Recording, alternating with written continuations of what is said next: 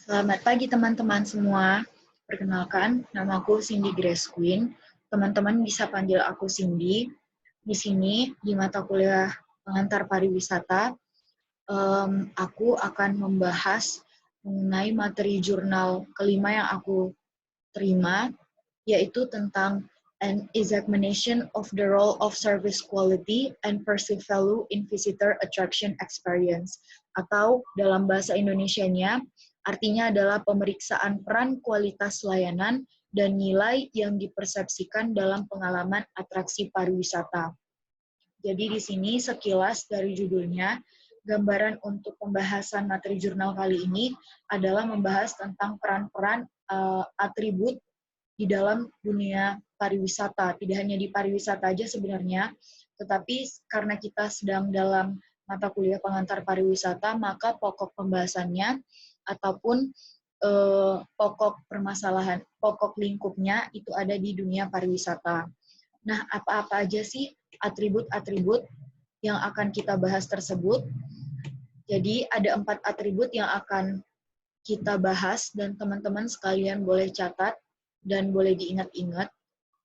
4 atribut itu diantaranya ada kualitas layanan, ada nilai, di mana nilai di sini supaya lebih spesifik itu ada nilai emosional dan juga nilai fungsional, makanya dibuat nilai saja. Lalu kemudian ada kepuasan, tentunya kepuasan konsumen atau pelanggan, dan yang terakhir, yang keempat adalah niat perilaku dari si konsumen.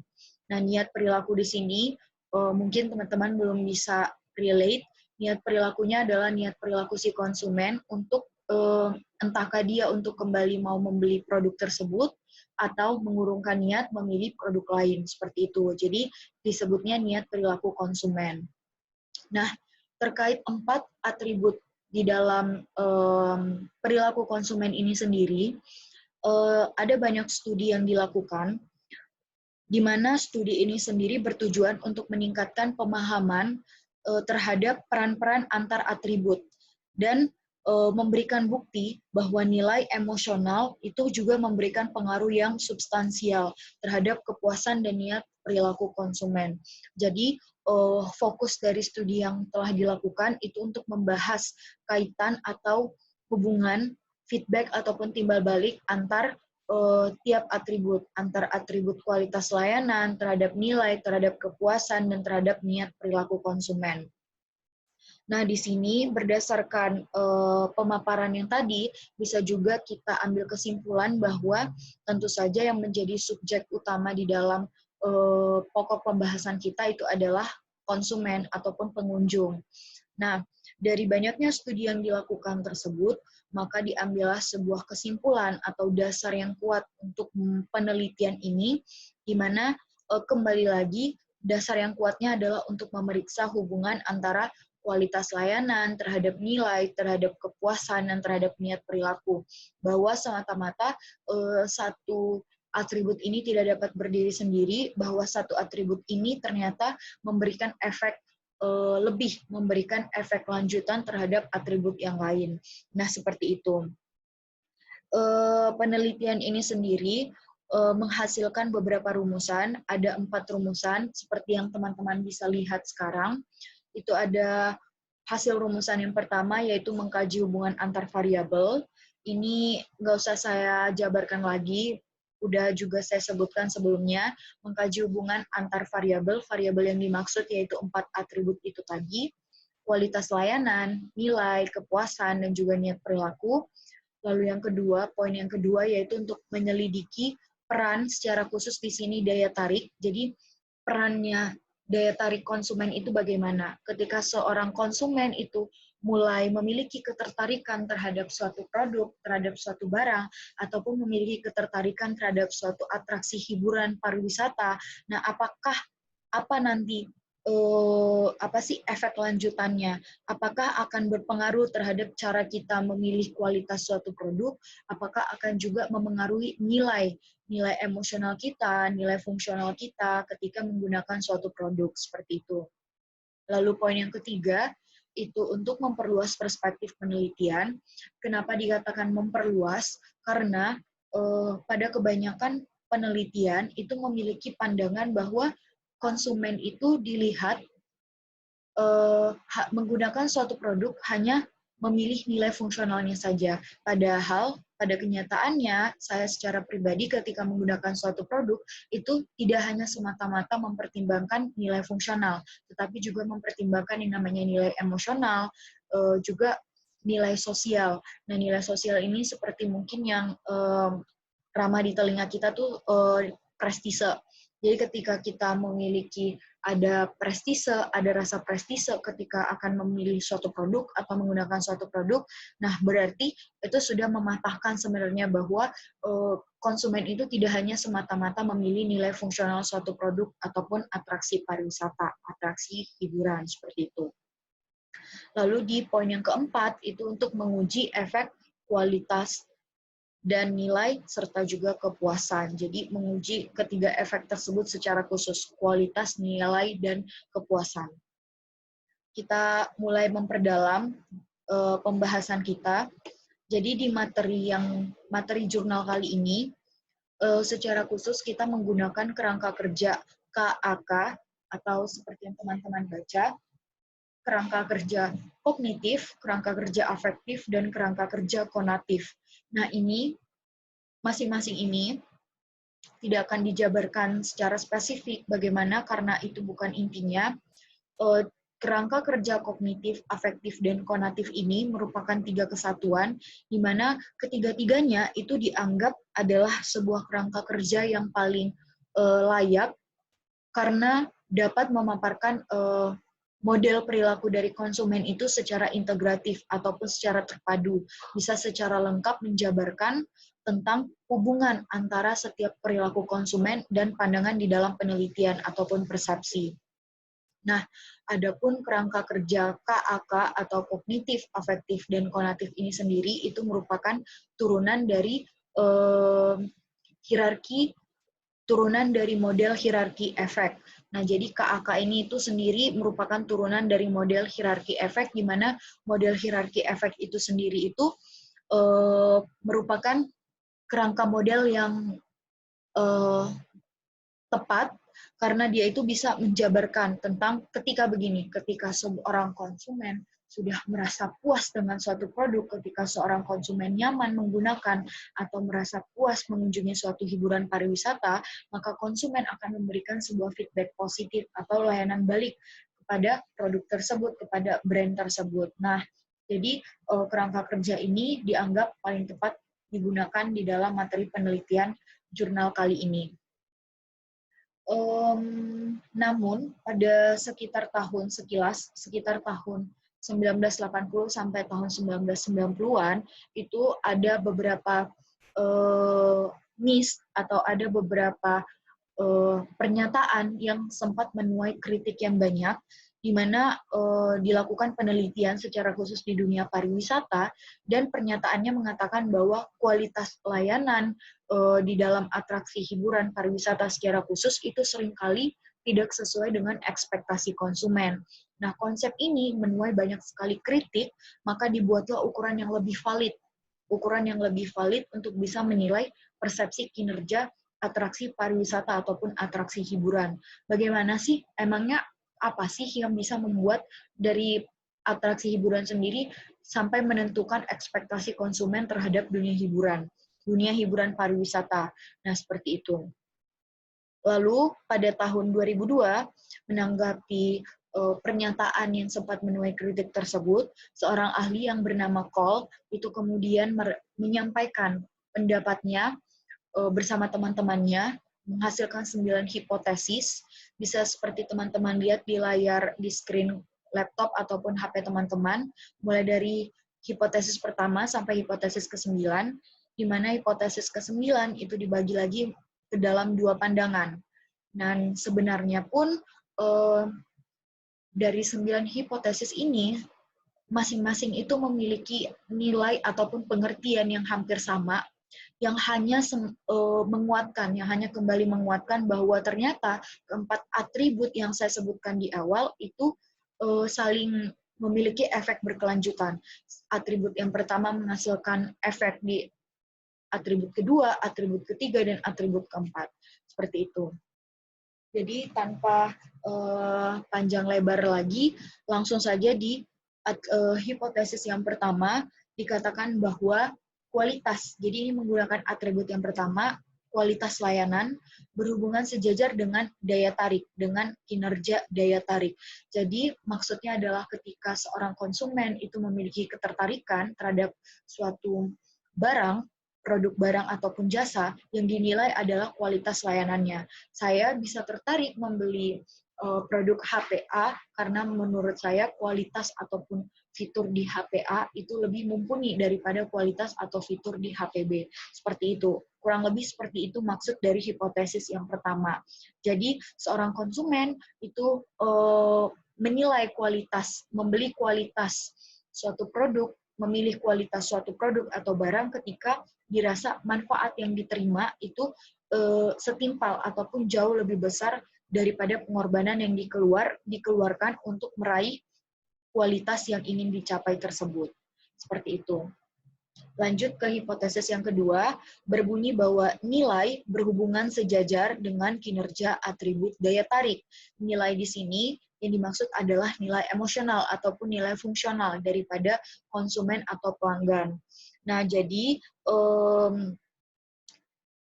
menurut hipotesis yang kedua, itu dikatakan bahwa sebenarnya kata atribut nilai itu jauh lebih bisa menggambarkan kepuasan konsumen. Jadi nilai dianggap lebih tepat digunakan ketimbang hipotesis yang pertama. Kalau di hipotesis pertama dia menggunakan atribut kualitas layanan.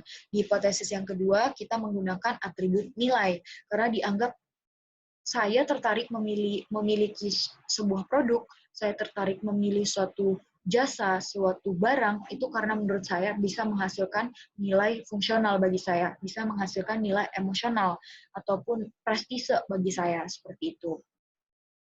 Lanjut di hipotesis ketiga, bunyinya adalah kepuasan pengunjung berhubungan secara sejajar berkaitan dengan nilai kualitas pelayanan atau berkaitan dengan nilai yang dirasakan dari daya tarik produk yang digunakan. Kepuasan pengunjung berhubungan sejajar dengan nilai yang dirasakan dari daya tarik produk yang digunakan. Jadi ini sebenarnya hanya memperlebar aja dari pengertian hipotesis kedua. Ini ditambahkan nih kepuasannya di hipotesis ketiga. Jadi ketertarikan saya menghasilkan nilai emosional, dan nilai emosional ini tadi menghasilkan kepuasan. Seperti itu. Itu di bunyi hipotesis ketiga. Masuk hipotesis keempat, kepuasan pengunjung berhubungan secara sejajar dengan kualitas layanan ataupun kualitas produk yang digunakan atau dari atraksi pariwisata yang dikunjungi. Nah, kalau di hipotesis ketiga, dia itu berbicara tentang nilainya, menghasilkan nilai emosional, makanya saya puas. Kalau di hipotesis keempat, itu menghasilkan kualitas.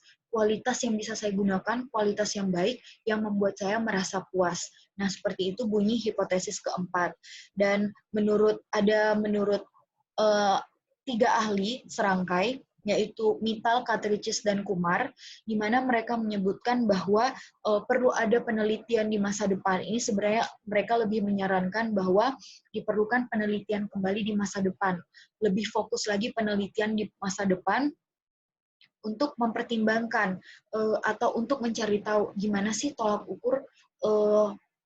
ukur yang valid dikatakan ketika konsumen bisa merasa puas gitu loh.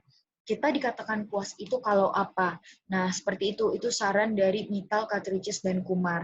Dan ketika merasa puas pun, sekalipun kita merasa puas, benar adanya bahwa kepuasan konsumen, kepuasan satu manusia A dengan kepuasan manusia B, itu tingkat puasnya bisa berbeda.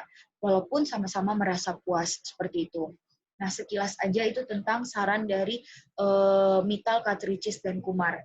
Selanjutnya masuk ke hipotesis yang kelima, di mana dikatakan bahwa pengaruh kinerja atribut atraksi terhadap kepuasan pengunjung itu dimediasi oleh nilai yang dirasakan dari objek wisata yang dikunjungi. Jadi di hipotesis yang kelima ini, kepuasan pengunjung itu diperoleh dari nilai emosional ataupun nilai fungsional ketika mengunjungi suatu objek wisata. Berarti secara tidak langsung hipotesis kelima ini sebenarnya hampir sama dengan hipotesis yang ketiga. Hanya saja di sini dia itu lebih menekankan lagi hubungan dengan kualitas layanan. Di sini di hipotesis kelima, Brady selaku ahli mendukung hipotesis kelima ini dan memperlebar ruang cakupannya bahwa tidak hanya ada nilai, tidak hanya ada kepuasan, tetapi ada juga kualitas layanan di hipotesis yang kelima. Seperti itu. Jadi menurut dia, jadi mulai lebar lagi ya teman-teman. Maaf, maksud saya dari hipotesis 1, 2, 3, 4, dan masuk ke hipotesis kelima, dan di sini kita udah bisa melihat perkembangan setiap atribut kerjanya, bahwa tadinya cuma satu atribut, tadinya hanya antara dua atribut, sekarang udah mulai melebar ke 3 atribut, seperti itu. Selanjutnya, kita masuk ke hipotesis ke-6, di mana di hipotesis ke-6 itu dikatakan bahwa pengaruh kualitas layanan dimediasi oleh niat perilaku konsumen. Niat perilaku konsumen yang dimediasi oleh nilai. Kalau tadi itu di hipotesis kelima, kita pelan-pelan ya bedanya. Kalau di hipotesis kelima, itu tolak ukurnya adalah kepuasan, nilai, dan kualitas. Di hipotesis ke-6, itu tolak ukurnya, kepuasannya dihapus. Tolak ukurnya ada kualitas, nilai, dan niat perilaku konsumen. Jadi kalau di hipotesis kelima kita merasa puas, udah apa sih above piramid paling atasnya itu adalah kepuasan konsumen. Tetapi kalau di hipotesis ke-6, piramid paling atasnya itu adalah niat perilaku konsumen. Niat perilaku konsumen untuk kembali membeli. Sebenarnya hampir sama, karena menurut saya pribadi, ketika seorang konsumen sudah merasa puas, pasti ada keinginan untuk membeli kembali. Tetapi di sini sekali lagi, Cole selaku yang mencetuskan hipotesis ini mau memperinci, makanya dibedah satu-satu. Itu bunyi hipotesis ke-6, bahwa ada 3 atribut di sini, yaitu nilai, niat perilaku, dan juga kualitas layanan. Itu bunyi hipotesis yang ke-6. Selain itu, di hipotesis ke-6 ini ada juga ahli, 3 ahli serangkai, yaitu Sweeney, Sauter, dan Johnson, di mana pada tahun 97, ini agak mundur sedikit, mengatakan bahwa kepuasan itu merupakan tolak ukur paling tinggi. Ini sekilas info bahwa menurut mereka kepuasan itu adalah tolak ukur atau piramid paling tinggi bagi seorang konsumen paling tinggi. Atributnya adalah kepuasan pelanggan, seperti itu. Lanjut, kita memasuki hipotesis yang ke-7, ini 2 terakhir. Hipotesis ke-7 berbunyi bahwa niat perilaku konsumen itu berhubungan sejajar dengan nilai yang dirasakan dari daya tarik. Nah, kalau dari yang sebelum-sebelumnya nih, dari hipotesis 1, 2, 3, 4, dan 5, sebelum-sebelumnya bahkan sampai hipotesis ke-6, itu masih jarang masih jarang dimasukkan atribut niat perilaku. Tetapi mulai dari hipotesis ke-7 ini sudah mulai dimasukkan atribut niat perilaku konsumen, di mana dikatakan niat perilaku itu sejajar dengan nilai. Jadi ketika kita merasa puas secara emosional maupun secara fungsional, maka akan muncul niat untuk kembali membeli atau kembali mengunjungi tempat atraksi wisata, seperti itu. Itu bunyi hipotesis 7. Tetapi sekalipun demikian, menurut Cole sendiri, hipotesis 7 ini harus lebih diperdalam lagi penelitiannya untuk menghasilkan kebenaran yang lebih valid lagi, seperti itu. Diperdalam kembali. Lalu di selanjutnya, hipotesis ke-8 itu berbunyi bahwa niat perilaku berhubungan sejajar dengan kualitas layanan. Niat perilaku berhubungan sejajar dengan kualitas layanan yang dirasakan dari daya tarik. Jadi kalau misalnya di hipotesis yang ke-7 itu sejajarnya dengan nilai, kalau hipotesis ke-8 sejajarnya dengan kualitas. Jadi kualitasnya bagus, maka akan kemungkinan kita akan kembali menggunakan, kita akan kembali datang ke tempat wisata ini ketika misal propertinya dijamin aman, kualitasnya bagus. Nah, kita akan ada kecenderungan untuk kembali mengunjungi atau kembali menggunakan. Itu bunyi hipotesis ke-8. Dan ini kalau teman-teman ingat juga sekilas pembukaan di awal, jadi ketika seorang konsumen itu merasa puas, ketika seorang konsumen itu merasa senang menggunakan suatu produk, merasa ketika manfaat yang diterima itu lebih besar daripada pengorbanan yang dikeluarkan untuk mencapai produk tersebut, maka dia akan timbul kecenderungan untuk melakukan yang namanya WOM atau word of mouth.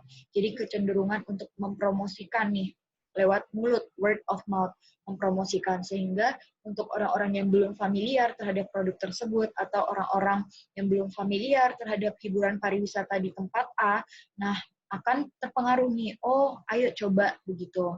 Nah itulah salah satu dampak positif dari word of mouth. Selanjutnya, di hipotesis terakhir, hipotesis ke-9, itu terbagi menjadi 2 cabang.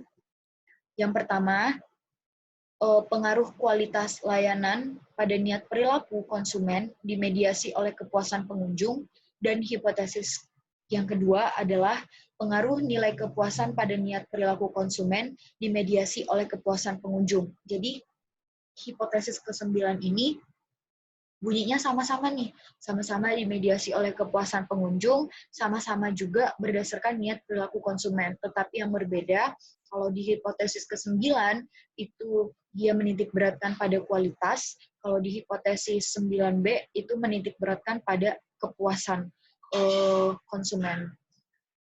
Dan untuk teman-teman, mungkin saya sekalian juga mengajak teman-teman untuk berpikir, menurut teman-teman dari penyampaian yang saya sampaikan dari hipotesis 1, sebenarnya setiap hipotesis ini menghasilkan pernyataan yang hampir sama nggak sih gitu. Karena menurut saya pribadi ketika saya membahas, ketika saya membedah maksud demi maksudnya setiap hipotesis, sebenarnya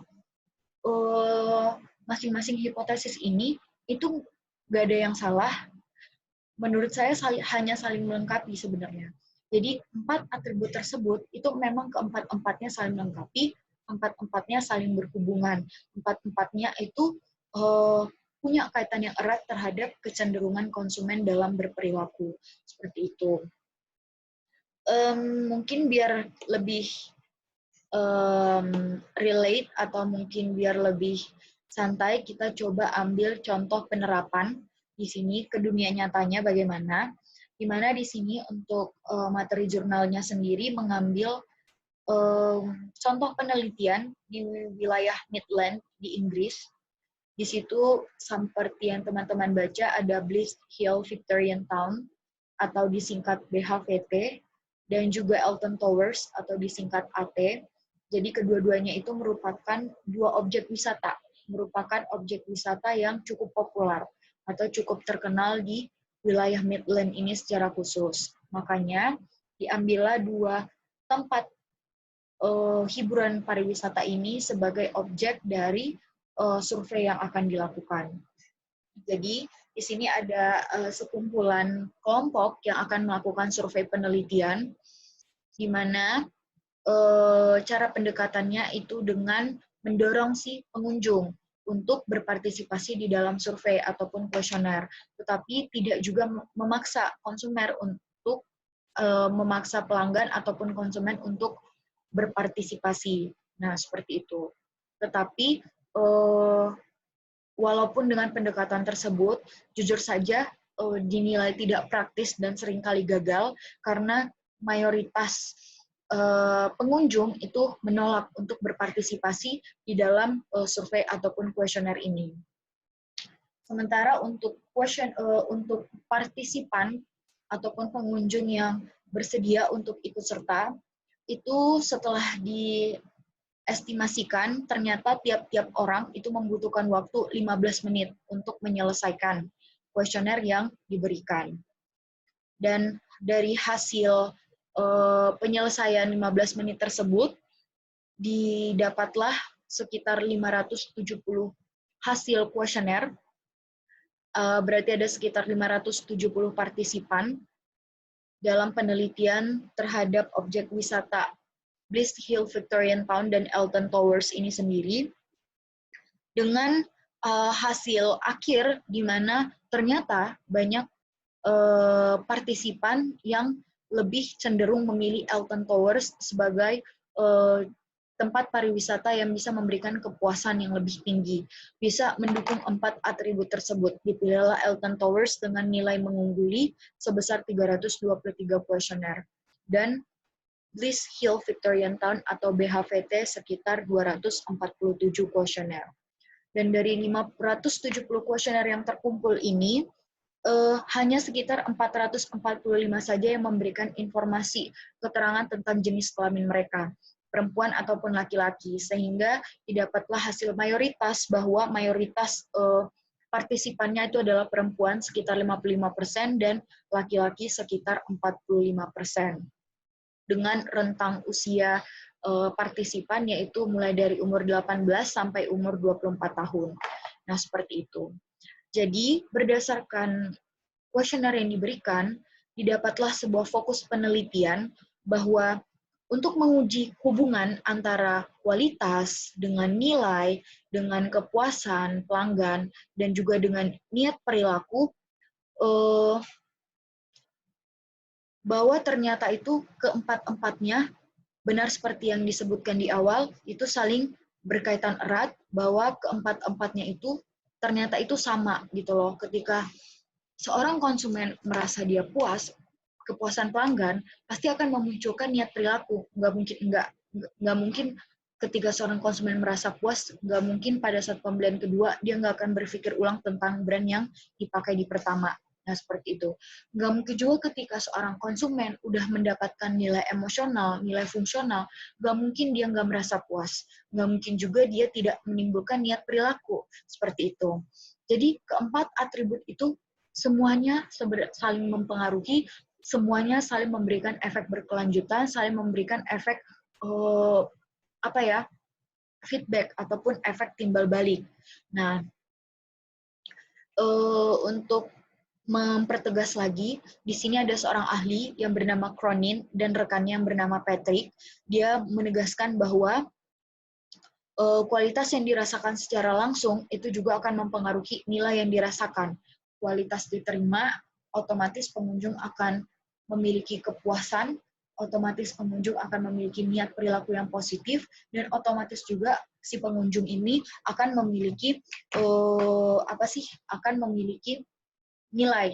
memiliki nilai emosional ataupun nilai fungsional, atau juga bisa jadi nilai sosial. Nah, seperti itu.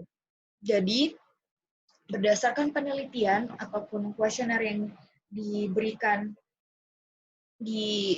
terhadap partisipan akan objek Bliss Hill Victorian Town dan Alton Towers ini, ditemukanlah hasil akhir ataupun penelitian yang menunjukkan bahwa kualitas itu memengaruhi nilai yang dirasakan konsumen, begitu juga nilai itu memengaruhi kepuasan pengunjung, dan begitu juga kepuasan pengunjung itu memengaruhi niat perilaku. Dan ke depannya pun kita akan membutuhkan penelitian yang lebih lanjut lagi untuk semakin memvalidasi tentang 4 atribut yang disampaikan. Menurut saya pribadi, sebenarnya lagi dan lagi saya sampaikan bahwa 4 atribut ini memiliki, tidak bisa dibilang sama, tapi memiliki efek yang sama, memiliki hasil yang sama, yaitu konsumen sama-sama mau membeli lagi, konsumen sama-sama mau menggunakan lagi. Dan bagi saya, ketika seorang konsumen sudah memutuskan untuk membeli atau menggunakan suatu produk, kita sudah bisa menyimpulkan bahwa konsumen tersebut puas dengan penggunaan pertama, konsumen tersebut puas dengan brand tersebut. Menurut saya itu sudah bisa menjadi prediktor paling tepat untuk mengatakan seorang konsumen itu sudah merasa puas atau memiliki tingkat kepuasan yang tinggi. Baiklah teman-teman, hanya itu saja materi jurnal yang materi jurnal yang saya bahas atau yang mau saya sampaikan kepada teman-teman semua. Kurang dan lebihnya mohon dimaafkan. Mungkin dari penjelasan atau pemaparan materi yang saya sebutkan sedari tadi itu masih ada yang kurang jelas, masih ada yang berbelat-belit, masih ada juga yang terlalu cepat barangkali. Mohon dimaafkan, mohon dimaklumi. Untuk yang tertarik ingin bertanya atau mengetahui lebih jelas, bisa banget teman-teman bertanya, dan saya akan coba menjawab dengan sebaik-baiknya, dengan sejelas-jelasnya. Cukup sekian, demikian presentasi saya. Terima kasih untuk perhatian teman-teman semua. Semoga ilmunya berguna, semoga ilmunya bermanfaat. Terima kasih untuk perhatiannya. Selamat pagi, selamat melanjutkan aktivitasnya.